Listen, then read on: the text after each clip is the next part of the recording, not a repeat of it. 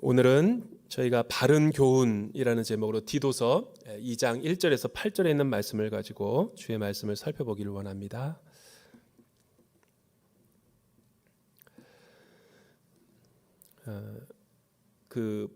TV를 잘 보지는 않지만 가끔 이제 시간이 돼서 한번 의도하지는 않았는데 이렇게 딱 제 눈에 포착되는 프로그램이 있다 그러면 한번 유심히 보게 되는데, 이 최근에 본 TV 내용 가운데 알쓸 범잡 2 시즌 2가 있어요. 여기 밤늦게 하는 건데 그래도 이 범죄의 옛날에 일어났던 유형들을 프로파일러들과 함께 분석해서 어떻게 이런 이 시간이 지나고 났을 때 어떤 이런 약간 이 소시오패스, 사이코패스적인 일들이 일어날 수 있을까?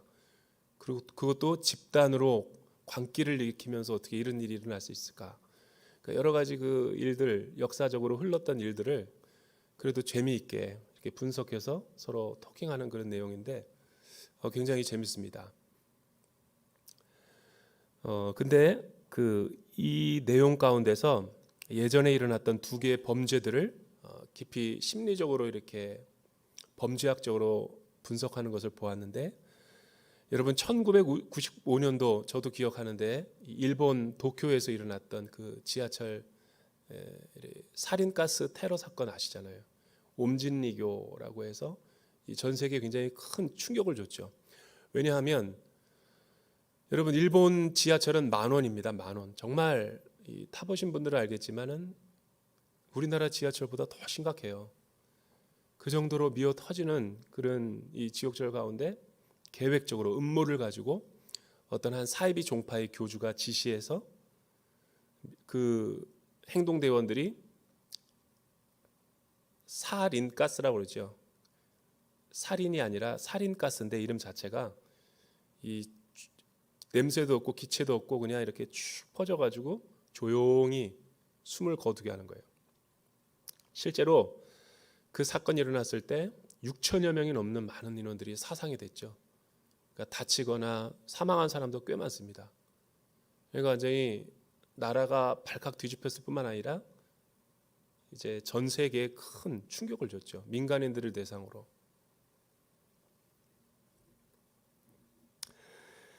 그 사건의 용의자가 누구냐면 옴진리교 교주죠, 교주. 그는 체포됐어요. 근데 나중에 일본 경찰이 수사하는 과정 가운데 놀라운 이제 실체가 드러나기 시작하는데, 전모가 무려 교주 아래 이 독가스와 테러를 일삼기 위해서 이 화학 실험하는 전문 박사 이상급의 연구 전문위원들이 30여 명이 넘게 연구실에서 늘 독가스 테러 실험을 하고 있는 거예요. 정말 어이가 없는 거죠. 그러니까 이 사이비 교주 산하에 그렇게 연구소가 크게 있는 것을 보고 충격을 받았고, 압수수색했을 때 정말 많은 사람이 그를 추종하고 있었다라는 거예요. 95년도 어떻게 이런 일이 벌어졌는가? 이제 범죄 심리학자가 그거를 전문적으로 분석을 해준 결과, 데이터를 근거로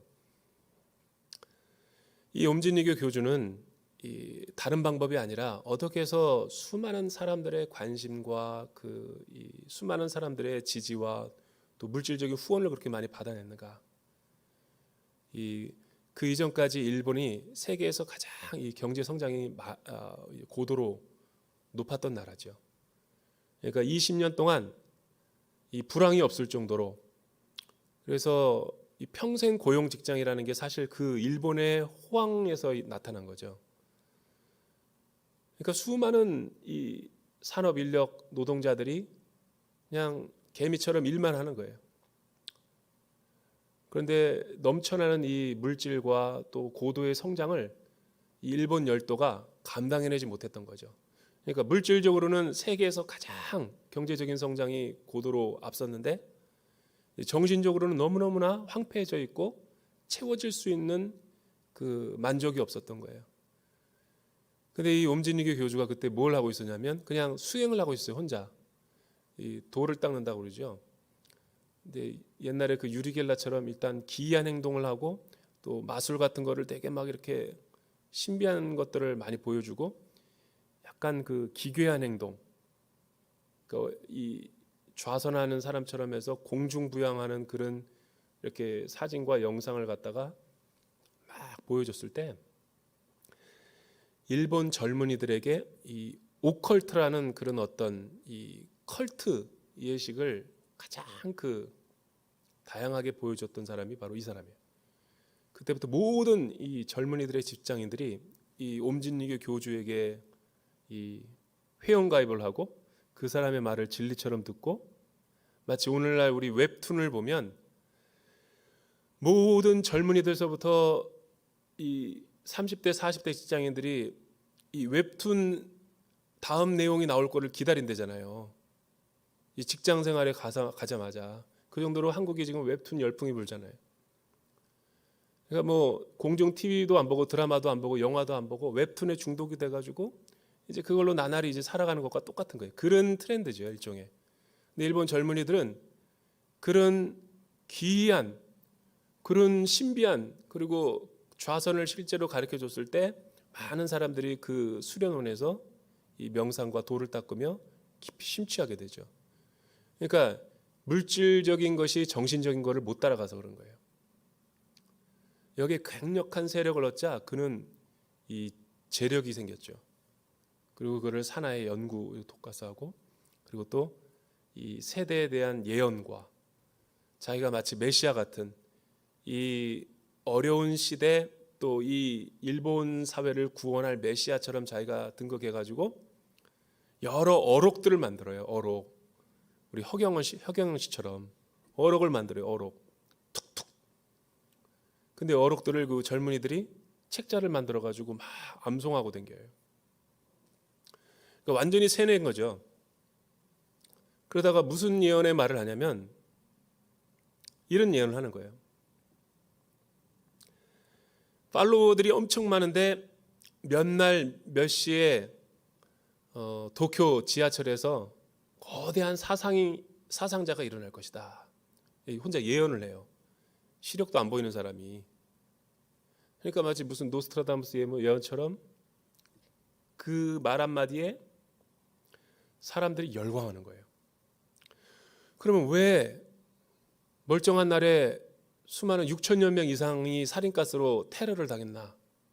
나중에 그 범죄자들을 붙잡아가서 이야기를 해본 결과 어이가 없게 교주의 말이 실행되게 하기 위해서. 그러니까 이게 항상 사이비는 결정적일 때 이 허구로 드러나는 거죠.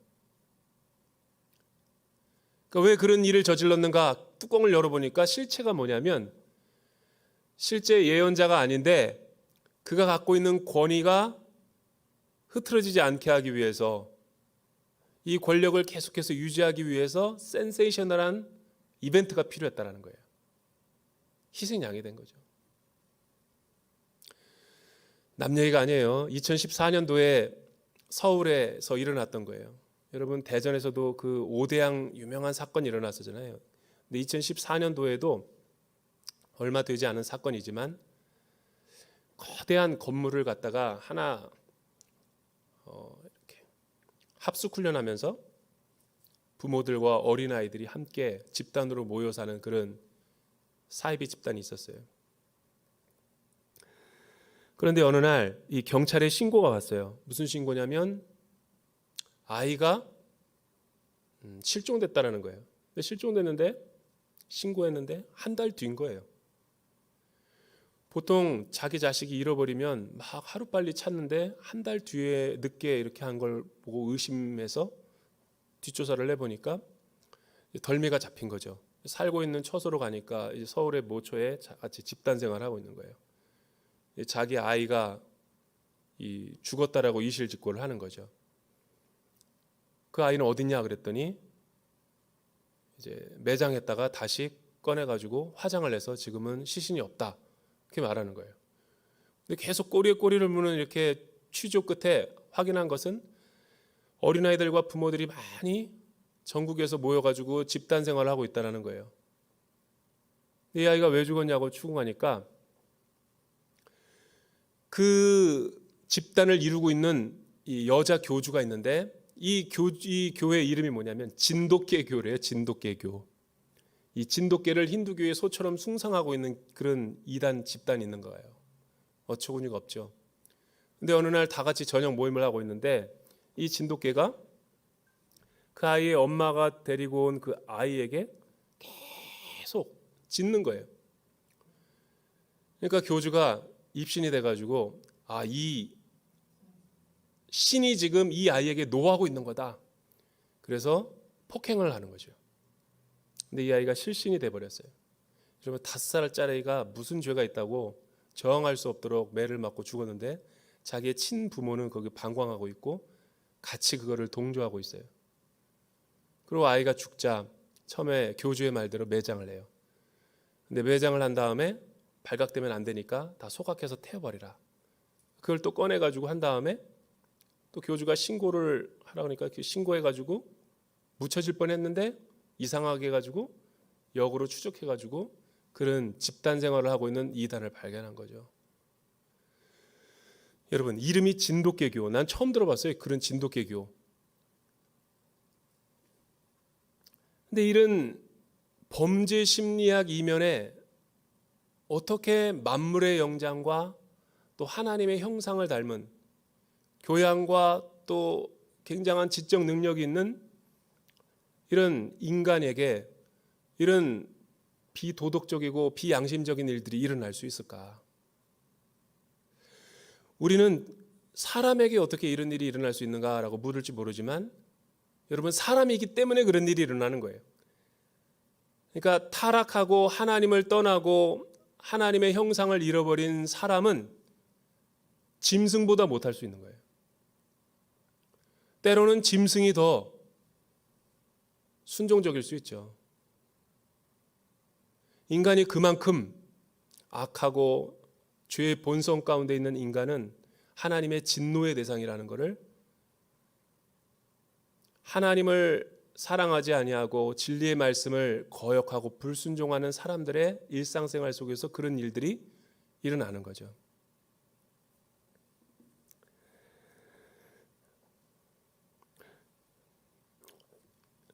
지금도 사이비 종파나 이단에 그 빠진 사람들이 얼마나 그의 가족과 함께 고통스러워하면서 절망하고 있는지 우리는 주변에서 많이 그런 소재들을 쉽게 어렵지 않게 만날 수 있어요.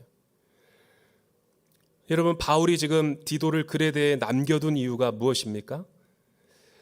이 그레데 땅은 굉장히 영적으로 세속적이고 부도덕하고 윤리적으로 타락한 지역인데 거짓말쟁이이고 세속적이고 물질적이고 또 남을 속이기를 좋아하는 사람들이고 부도덕한 악한 짐승보다도 이 먹기를 탐하는 게으름뱅이 같은 자들이 바로 크레타 이 지역에 있는 사람들인데 이 지역에 있는 사람들은 바울이 그 복음의 일행들과 함께 복음을 전하다가 그 지역에 교회가 세워져요. 교회가 세워지고 또 하나님의 이 말씀이 선포되고 잃어버린 그 하나님의 형상들이 다 주의 품으로 돌아와서 이 하나님의 근사한 교회를 세우게 되죠. 그 교회에서 생활하는 가운데 그 교회 안에 적지 않은 문제가 일어났던 거예요. 왜냐하면 구원 이후에 계속해서 이 제자도 훈련을 통해서 그들의 마음이 변화되고 또 하나님을 닮아가면 좋을 텐데 우리의 그 죄악된 본성이 계속 영적인 찌꺼기가 남아 있어서 이들은 계속해서 교회 안에서 분란을 일으키고 거짓 교사들의 미혹된 말에 속아서 이 교회가 사분오열될 위기에 처해 있었던 거죠. 그래서 바울이 그 소식을 듣고 디도를 그 땅 가운데 남겨두면서 바울에게 보낸 그 서신에 의해서 하나님의 교회를 또 잘못된 방향으로 가고 있는 그 교회를 가정과 교회를 바로잡을 것을 권면해주고 있는 거죠. 왜냐하면 그 거짓 교사들이 목회자의 권위와 이 디도의 영적인 교회의 권위를 흔들어 놓고 있기 때문에 그들이 교회를 흔들어 놓을 때 그들의 영적인 주 무기가 무엇입니까? 바른 교훈이 아닌 다른 교훈에 의해서 자기들이 만들어내고 꾸며내고 날조한 이 혼합주의적 영성에 의해서 그 하나님의 권위와 하나님의 질서를 무너뜨리고 있었다라는 거예요.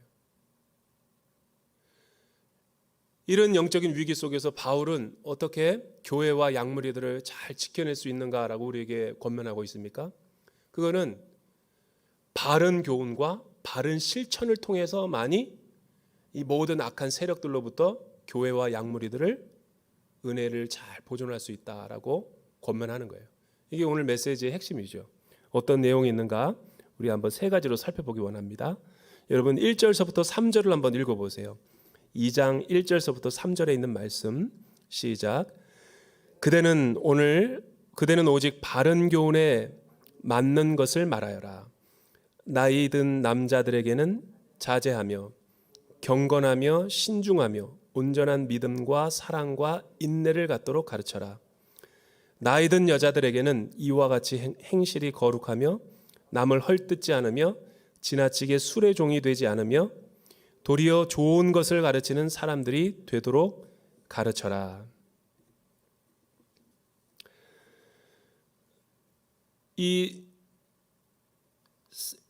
사실은 이 2장에 보면 5가지의 카테고리 범주 내에서 바울이 권면을 지침, 실천적인 권면을 주고 있어요. 바른 실천.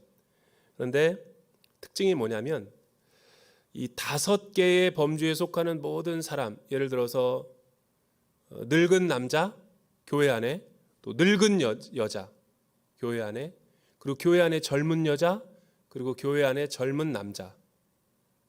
그 다음에 이제 9절로 넘어가면은 종들에 대해서 권면을 하고 있는 것을 보게 되죠. 이제 9절서부터는 다음 주에 이걸 우리가 살펴보기를 원하고, 이 각 나이에 맞게끔 생애 주기별 우리 사람들의 신앙적인 특징과 또 신앙적인 여러 가지 그 나이에 걸맞는 여러 가지 품행, 행실에 대해서 실천적인 경건의 내용을 소개하고 있는 거죠. 굉장히 약간 이색적이죠. 먼저 나이 든 남자. 도대체 나이 든 남자에게 필요한 영적인 덕목이 뭘까? 그에 대해 사람들처럼 어떻게 구별된 삶을 살아야 된다라고 말하고 있습니까? 일단 그들에게 영적인 지침은 이런 거예요. 자제하며, 절제죠. 그리고 경건하며. 경건이라는 것은 이 신앙의 이 실체를 말하는 거죠. 믿음. 그 다음에 신중하며 매사가 신중해야 된다는 거예요. 그리고 온전한 믿음과 사랑과 인내를 갖도록 가르쳐라. 이것은 사실은 기독교의 3가지 덕목을 약간 바꾼 거죠.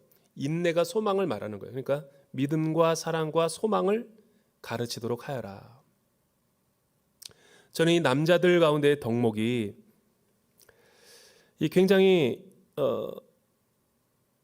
눈에 약간 좀 특별하게 들어왔어요. 여러분 에릭 에릭슨이 쓴 생애 주기별 인간의 그 8가지의 발달 그 성장의 도표를 알지는 못하더라도 들어는 많이 봤을 거예요. 에릭 에릭슨이 엄청난 사실은 우리 인간의 심리학에 놀라운 이 진보를 가져온 사람이죠.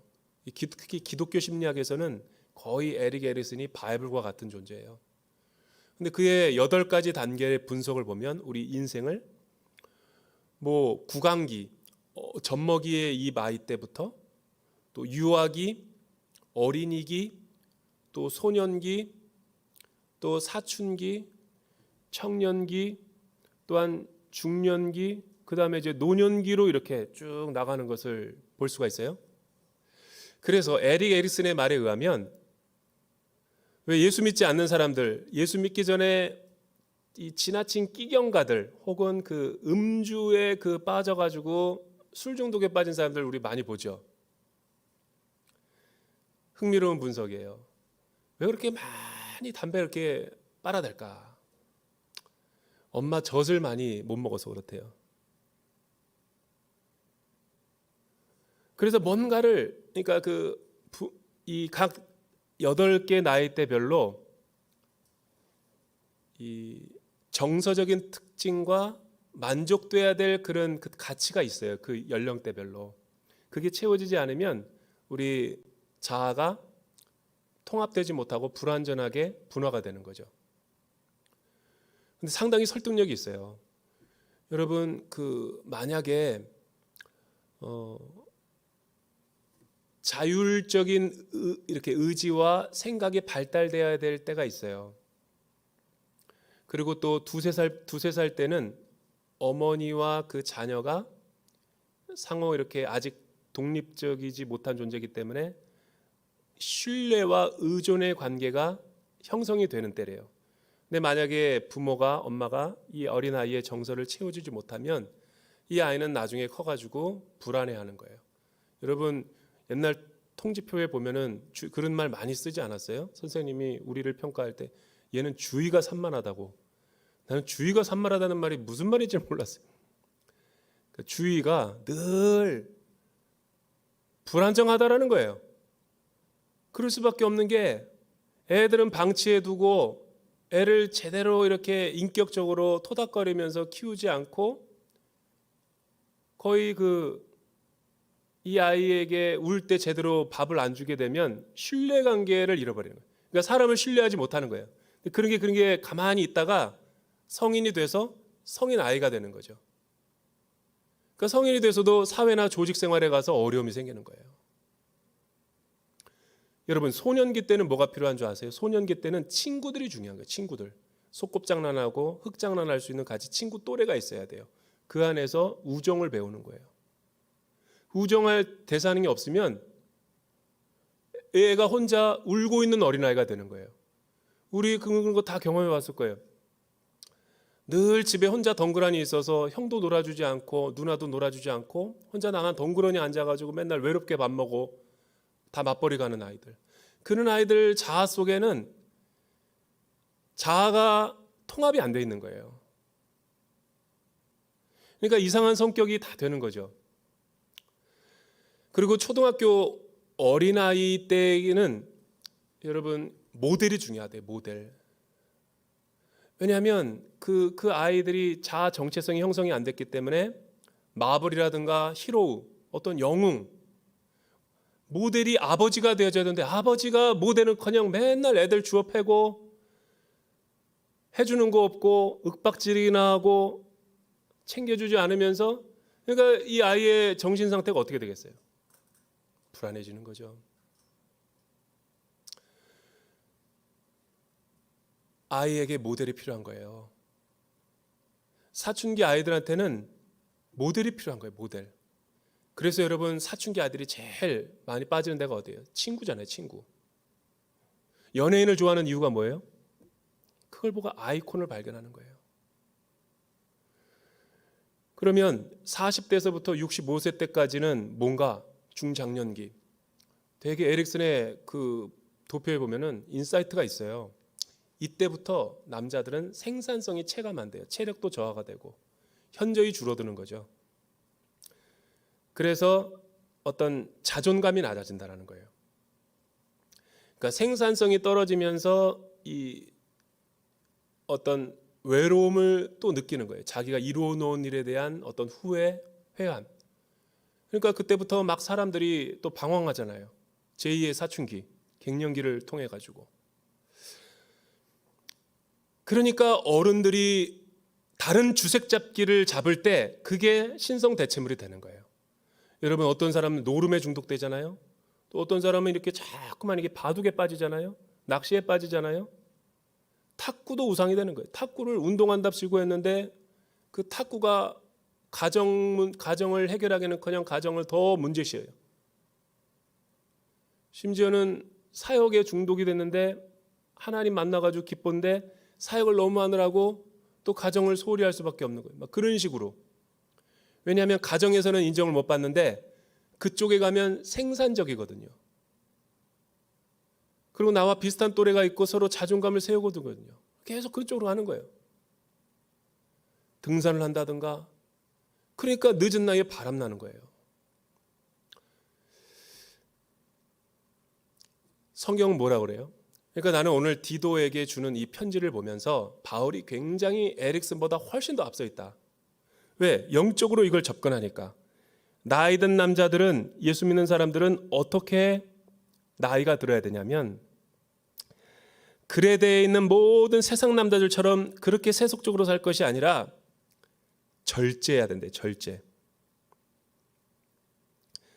말도 줄여야 되고 활동도 줄여야 되고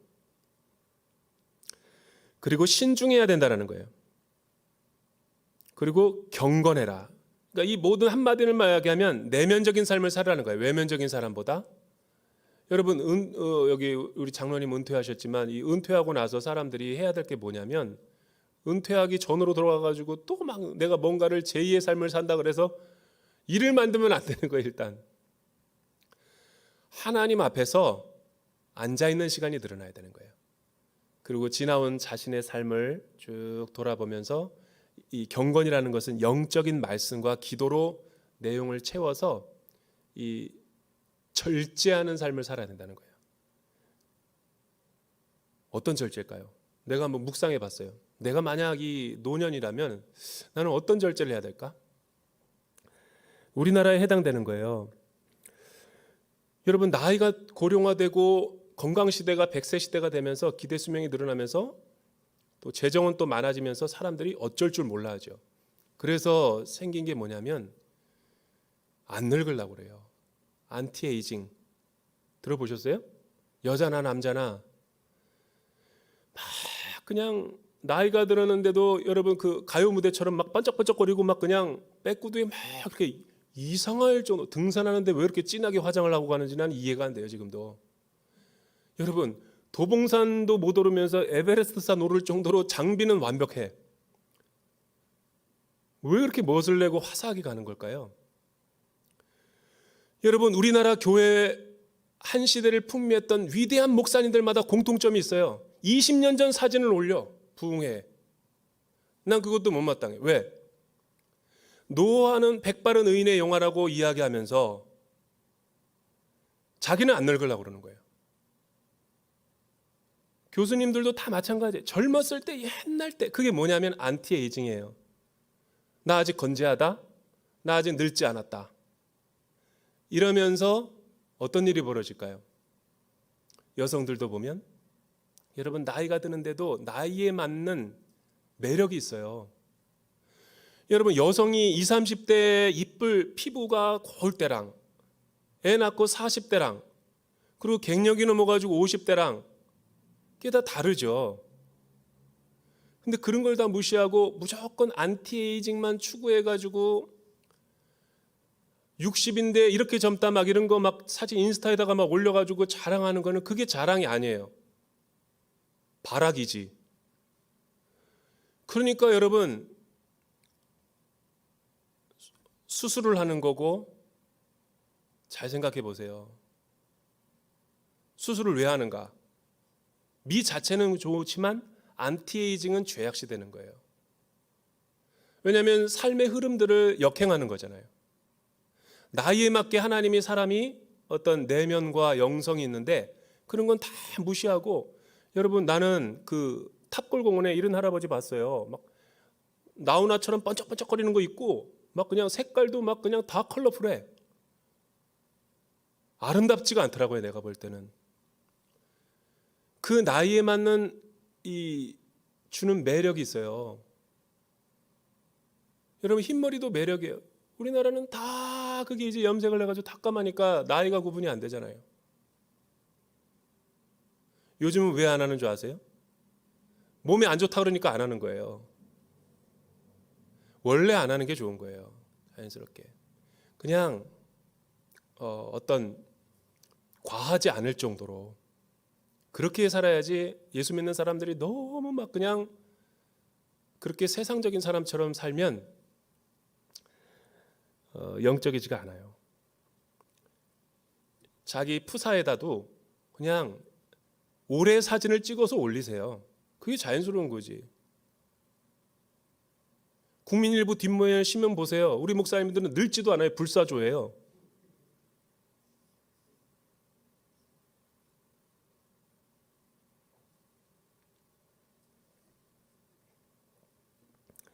늙은 여성들은요 절제하라는 거예요. 말을 많이 하지 말래요. 여러분 여자들이 말을 얼마나 많이 하는지 알죠? 남자의 10배래요. 남자는 묘사할 수 있는 말이 하나라면 여자들은 10개래요. 그리고 양도 10배예요. 그러니까 여자들은 이 수다를 떨면서 스트레스를 푸는 거예요. 남자는 이 말을 안 하면서 푸는데 여자들은 거꾸로 말을 해야지만 그게 풀리는 거예요. 이야기하면서. 그러니까 다르죠. 남자와 여자가. 근데 그렇게 하면서 여자들의 실수가 생겨요. 말을 많이 하면 실수가 안 생길까요? 많이 생길까요? 많이 생길 수 있죠. 빈말이 많으니까. 그리고 누구 험담하고 비방하니까. 근데 그런 것들이 와전이 돼가지고 교회 공동체가 어떻게 될까요? 그레데 교회가 완전히 좌초되기 일보 직전이에요. 남 흉보고 뒤에서 막 가십하고, 그러니까 절제되지 않은 삶으로 인해서 굉장히 그레데 교회가 큰 어려움 가운데 빠져들었다는 거죠. 특별히 이 여성들의 어려움은 어떤 것이었냐면 이 남자들의 권위를 막 디스하고 업신여기는 게 이 그레데의 심각한 문제였어요. 왜 그럴까요? 여러분 4절에서부터 우리 6절까지 한번 읽어볼까요? 왜 그런지를 바울이 디도에게 이렇게 설명하고 있어요. 4절에서부터 6절 시작. 그리하여 그들이 젊은 여자들을 가르쳐서 자기 남편들과 자녀들을 사랑하고 신중하며 순결하며 집안 살림을 잘하며 선하고 자기 남편에게 순종하는 사람들이 되게 하라. 이는 하나님의 말씀이 모욕을 당하지 않게 하기 위한 것이다. 이와 같이 그대는 젊은 남자들을 권면해 분별력 있는 사람이 되게 하여라. 5절에 보니까 이 여성들은 신중하며 순결하며 집안 살림을 잘하며 선하고 자기 남편에게 순종하는 사람이 되게 하라고 가르치래요. 바울이 디도에게. 이 말을 뒤집어 보면 지금 여성들이 여성의 역할을 가정과 교회에서 못하고 있다는 거잖아요. 말을 너무 많이 하고 말을 갖다가 남을 흉보음으로 인해서 또 비방함으로 인해서 가정과 교회 안에서 수많은 분란이 일어났다는 거예요. 이거는 이 지역에 있는 어떤 그 신전 여사제들과의 관련이 있는 거예요. 그러니까 이 그레데는 이 고린도에 있는 그 여성들이 이 어떤 사회 주도권을 갖고 있는 고린도 사회와 이 그레데 사회와 굉장히 일맥상통하는 데가 있는 거예요. 같이 헬라 문화권이니까. 고대 세계에서 고린도와 그레데에서는 남성이 우위에 있지 않고 여성이 우위에 있었어요. 그러다 보니 왜냐하면 신전이 많았는데 그 신전에 대한 제사장을 누가 역할을 했냐면 다 여성들이 했어요. 왜냐고는 알 수 없죠. 그 지역의 독특한 문화니까. 그래서 바울이 선교하러 전도하러 갔더니 놀라운 게 수천 명의 사람들이 신전 앞에 모였는데 남자들이 여자 사제가 가르치고 있는 거예요. 그리고 영적 리더십을 발휘하는 거예요. 그러니까 고린도 지역이 어떻겠어요? 여러분 왜 고린도 교회의 이 은사장과 사랑장 앞에 보면은 고린도가 그렇게 예배 시에 많은 문제들이 일어났다고 바울이 권면하고 있어요? 여자들은 잠잠하라. 여자들로 하여금 가르치지 못하게 하였다라고 이야기해요. 그 말이 무슨 말일까요? 여자들은 목사 안수 받지 말아야 되는 건가요? 여성들은 영적인 어떤 말씀을 선포하거나 가르치지 말아야 되는 건가? 그런 보편적인 원리를 말하는 게 아니라 고린도 지역에만 있는 특수한 지금 케이스를 하나 사례를 들어서 설명을 하는 거예요. 이 지역을 보니까 여자들이 너무 센 거예요. 그래서 하나님의 창조 형상의 원리와 하나님의 그 영적인 가장을 세운 그 하나님의 질서가 다 허물어져 버리는 거예요. 아시다시피 초대교회는 가정교회였죠. 여러분 가정교회 10명에서 20명 이렇게 바실리카 같은 곳에 한 곳에 모이면 다 서로가 아는 인격적인 모임이에요. 그런 상황 가운데서 이 고린도 교회가 예배가 이루어졌다고요? 그러면 은사를 하나님께서 다양하게 다 주었을 거 아니에요.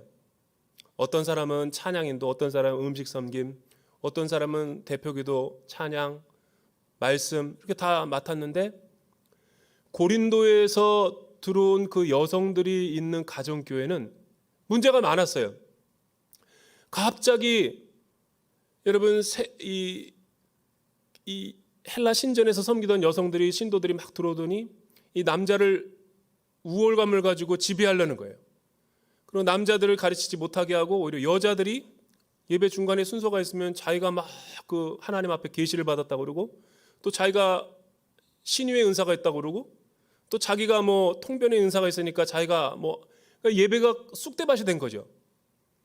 큐시트에 따라서가 아니라 무질서하게, 이건 무슨 시장 돗대기 시장처럼 돼버린 거예요. 어떤 사람은 방언을 하지 않나, 예배 순서와 질서와 체계가 없이 중구난방이 돼버린 거예요. 그 이유가 뭐예요? 그 여자들 때문에 그런 거예요. 그래서 여자들은 잠잠할지니라, 여자들은 가르치지 말라 그런 거예요, 고린도 교회는. 근데 그레데 교회가 꼭 그랬던 거예요. 왜? 이 그레데 교회도 헬라 신전의 영향을 많이 받았기 때문에 여사제들처럼 남자를 업신여기는 일들이 많았던 거예요. 교회에 와서 이 여자들이 남자를 종용하고 남자를 가르치려 하고 남자의 영적인 권위를 갖다가 파괴시니까 바울이 그 소리를 듣고 뭐라고 이야기하는 거예요? 젊은 여자들을 늙은 여자들이 본을 보여 가르쳐서 자기 남편과 자녀들을 사랑하는 법을 가르치라는 거예요. 그리고 신중하고 자기 남편에게 순종하는 법을 배우게 하라. 왜냐하면 하나님의 말씀에 질서가 무너지지 않게 하기 위해서, 하나님의 말씀이 모욕을 당하지 않게 하기 위해서. 또 젊은 남자들은 이런 영적인 분별력을 가지고 본인의 정체성이 무엇인지 분별하도록 너가 가르쳐야 된다. 뭐예요 지금? 무슨 일인 거예요? 여러분, 왜 하나님이 임직자들을 세우고 장로님을 세우고 목회자를 세우고 영적 순장을 세웠을까요? 그거는 그들을 중심으로 해서 하나님의 교회가, 하나님의 권위가 영적 질서를 바로잡게 하기 위해서예요. 하나님의 말씀이 그 업신여김을 당하지 않게 하기 위해서라는 거예요. 그러니까 바른 교훈이 바르게 치리되고 바르게 실천되게 할 수 있도록 가이드를 줘야 되는 거예요. 누가? 교회와 영적 리더십이. 이런 게 없는 교회들은 질서가 없고 막 자기가 하고 싶은 대로 하고, 이 교회가 세상적인 라이언 클럽보다도 더 못하게 전락이 돼버리는 거죠.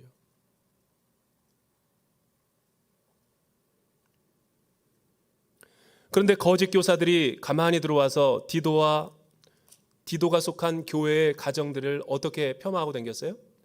아니다, 바울이 가르쳐준 그 교리는 잘못된 거고 디도는 목회적인 권위가 없다. 여성들이 이 그레데에 있는 신전에 있는 사람들을 봐라, 다 여성들이 리더십 아니냐? 교회는 그런 것이 아니죠. 여러분, 하나님이 남자와 여자를 어떻게 창조하셨어요? 창세기 3장에 보면, 2장과 3장에 보면 이런 내용이 있죠. 하나님이 하나님의 형상대로 남자를 이쉬로 창조하셨어요. 그런데 홀로 있는 것을 좋지 못하게 생각하셔서 아담이 잠들게 하시고 아담의 몸에서 갈빗대 하나를 취하여서 이샤로 만들었죠. 그러니까 남자가 이쉬고 여자는 히브리어로 이샤예요. 이쉬에서 이샤가 나온 거예요. 이거는 남자가 먼저냐 여자가 먼저냐를 우열을 다루는 게 아니라 문법적인 순서를 말하는 거죠. 똑같은 재질로 만들었기 때문에 얼마나 하나님이 신묘막측하게 완전한 모습으로 창조하셨겠어요. 여러분, 똑같은 재질로 만들었다는 것은 평등하고 하나가 되고 똑같다라는 거죠. 단 남자의 특성과 여자의 특징이 서로 다르게끔 하나님이 역할을 만들어줬을 뿐이에요. 그러니까 남자는 여자를 사랑해야 되고 여자는 남자에게 순종을 해야 되는 거예요. 그렇게 해서 하나님의 창조 질서와 가정의 질서가 회복되어지도록 하나님이 디자인하신 거예요. 뼈 중에 뼈요 살 중에 살이라는 말은 무슨 말이냐면 나와 똑같다라는 그 말이에요. 인격적으로, 어떤 역할적으로, 그러니까 상호 서로 책임을 지며 서로 하나가 돼서 하나님이 세운 권위와 하나님이 세운 가정의 행복을 위해서 똑같이 노력하고 똑같이 세워야 된다는 거예요. 그러니까 여성들이 남편에게 순종하라는 말을 들으면 기분 나빠하죠. 왜냐하면 일방적인 그런 순종을 강요하는 것 같아서. 그게 아니죠. 남자는 여자를 사랑해야 되는 거죠. 여러분, 남자가 여자를 사랑하는 게 힘들까요? 여자가 남자에게 순종하는 게 힘들까요? 전제가 있어요. 남자 같지 않은 남편을 순종하는 게 힘들까요? 여자 같지 않은 여자를 갖다가 이렇게 사랑하는 게 힘들까요? 화장도 안 하고, 치우지도 않고, 가꾸지도 않고, 꾸미지도 않고, 다이어트도 안 하고, 그냥 나몰라라 하고 그냥 퍼져서 사는 그런 일반적인 여자라고 그러면, 또 남자는 직장일도 없고 가장으로서 책임도 없고 애들이 쌀독에 쌀이 떨어졌는데 아내가 정서적으로 다 고갈이 됐는데 뭘 니즈가 뭔지도 모르고 자기가 하고 싶은 일에만 그냥 빠져가지고 세상으로 겉도는 남편이라면 이게 순종이 되겠어요? 이런 상황을 말하는 거예요.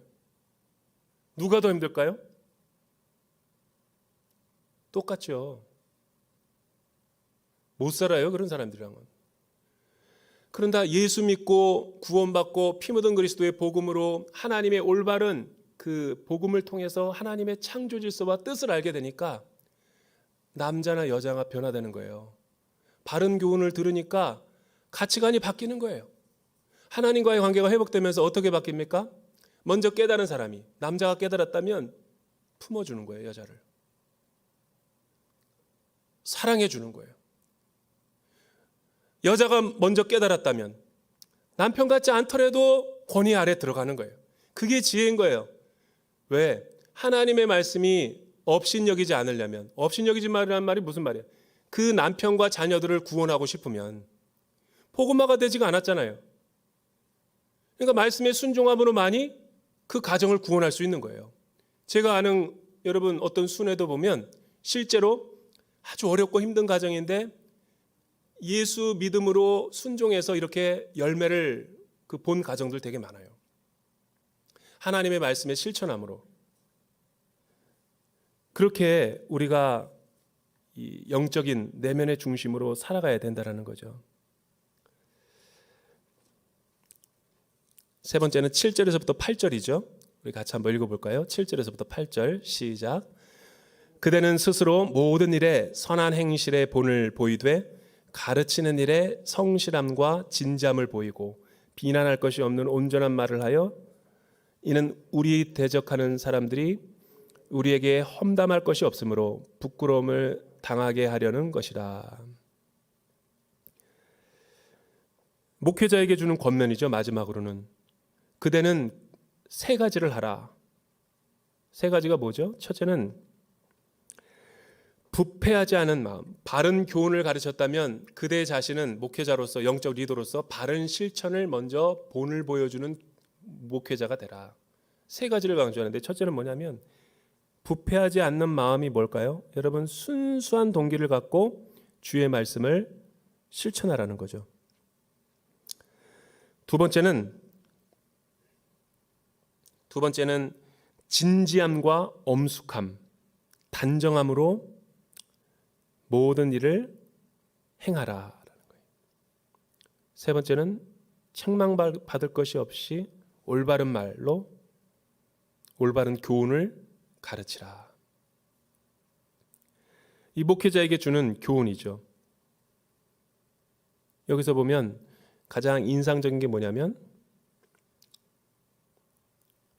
본을 보이는 거예요. 본을. 그리고 가르치는 일에 성실함과,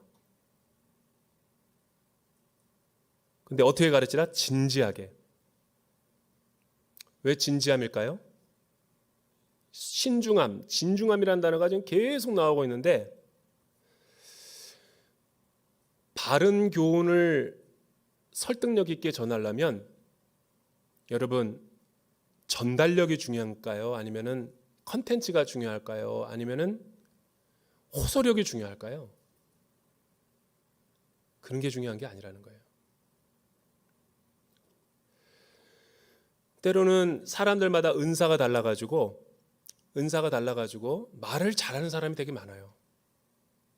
수사력적이 굉장히 뛰어나요.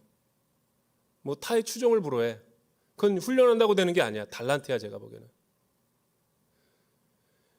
그런데 오늘날 우리 모든 이 영적 리더에게 결핍될 수 있는 가장 취약한 게 뭐냐면 진지함이에요. 우리 시대의 문제는 예능을 되게 좋아합니다. 뻔한 거를 되게 좋아해요. 오늘날 현대인들은 재미없으면 모든 게 귀를 안 들어요. 모든 게 재미 요소를 추가해야 돼. 오늘날 사람들은 자극적인 걸 좋아해요. 먹방이라든가 뭐 센세이셔널한 거, 자극적인 거. 그러니까 그런 게 없으면 방송이 안 되고 컨텐츠가 안 되고, 그런 게 없으면 대화가 서로 소통이 안 돼요. 그러나 여러분, 성경이 말하는 영혼에 대한 영적 진리는 진지함의 요소인 거예요. 엄중한 거죠. 왜?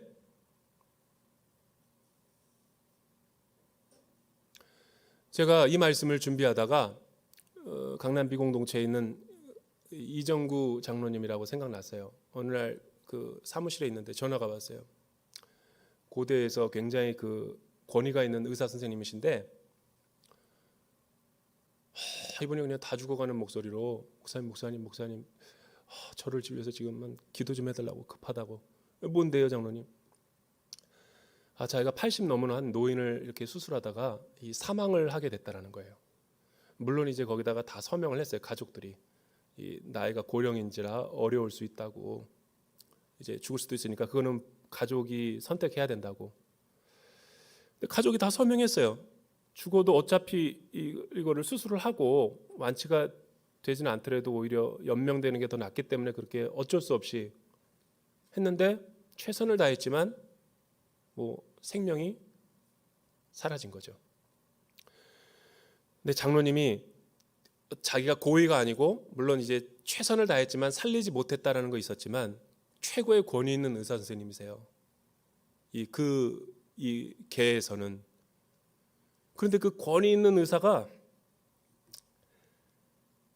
많은 동료 의사들과 함께 수술하다가 돌아가시게 되니까 부들부들 떨면서 저에게 기도해 달라고 요청을 한 거예요. 그래서 제가 기도해 줬어요. 내용은 뭔지는 잘 모르겠지만 마음이 되게 막 이렇게 좀 울적하대요. 자책도 되고. 근데 지금 생각해 보니까 그 말이 뭔지를 알았어요. 그러니까 여러분, 생명을 다루는 의사가 얼마나 그 한 생명 한 생명을 소중하게 여기고 진지하게 여기고, 수술을 할 때 얼마나 그 집도할 때 13시간 넘는 치열한 사투를 벌이면서 그렇게 최선을 살리려고 했지만 결과적으로 안 됐잖아요. 그리고 그 본인이 거기에 대한 책임을 느껴서 자책감에 드는 거잖아요. 나에게 적용해 봤어요. 우리 목회자에게 적용해 봤다고. 우리는 우리가 가르치고 있는 성역 공부, 우리가 가지고 있는 양육, 우리가 전하는 메시지와 말씀에 영혼을 맡은 목자답게 그렇게 활동하고 있는가? 오늘날 기독교가 쇼와 쇼맨십과 엔터테인먼트로, 마케팅으로 내리막길을 걸어가고 있지만, 계속 그런 소비자 중심의 예배를 드리면서 익사이팅한 것만 좋아하지만, 정말 내 영혼이 만인 앞에 선 영혼처럼 하나님의 절대적인 말씀 앞에 선 두렵고 떨리는 마음으로 진지하게 하나님의 말씀을 대하고 있는가? 그거를 말하는 거죠. 안타깝게도 현대의 교회의 문제는 여기에 다 걸려 넘어지는 거예요. 아무리 멋지고, 아무리 사람들이 많고, 아무리 화려한 언변으로 갖다가 수많은 청중들을 갖다가 들었다 놨다 하더라도 피할 수 없는 질문은, 우리는 영혼을 너무 생명을 가볍게 다뤄요. 각 연령대와 그 사람과 그 계층에 대해서 맞게끔 치열하게 연구도 없이 공부도 없이 소홀히 다루고 있는 거예요. 이런 사람들이 다 어디로 가요? 그러니까 사입이나 이단들이 느는 거죠. 진돗개 교회 같은 데 가는 거예요. 왜? 여러분, 사기꾼이 왜 기승을 부립니까? 그 틈새를 이용하는 거거든요. 여기서 배척받으니까 그런 사람들을 다 웰컴해서 처음에는 위로해 주는 것 같은 것처럼 가짜 위로로 막 또 돈도 빌려주고 필요한 여기 애착 관계도 다 만들어주는 듯 하면서 그 영혼을 낚아채는 거죠. 그리고 그렇게 영혼의 횡포를 부리는 거죠. 무서운 거죠. 그래서 목회자들이 모범적 행실을 보여야 되는 거예요.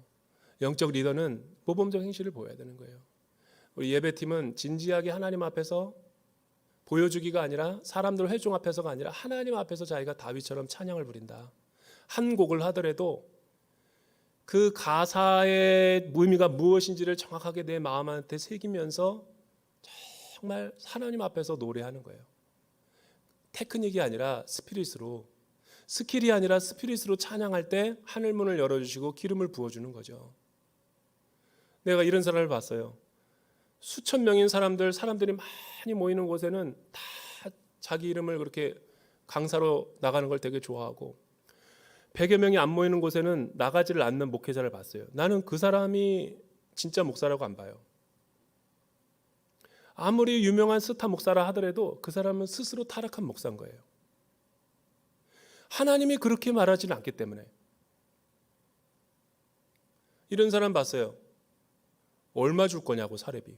사례비부터 묻는 걸 봤어요. 내가. 얼마 이하를 주면 안 간다. 내가 이 교회에 대전 오늘리께서 경험한 거예요. 오지 말라고 그러면. 아무리 유명하고 아무리 네임밸류가 있다 하더라도 나는 그런 사람이 진짜 목사라고 안 봐요. 왜냐하면 영혼에 대한 사랑도 없고 진중한 모습이 없기 때문에. 초대교회는 이런 능력이 있었다라는 거예요. 여러분 이런 자세를 갖고 우리가 하나님 앞에 날마다 서는 연습을 해야 돼요. 그렇게 우리 오늘교회 모든 성도들이 우리 복음을 위해 선한 열매를 맺으며 살아갈 수 있기를 주님의 이름으로 축원합니다.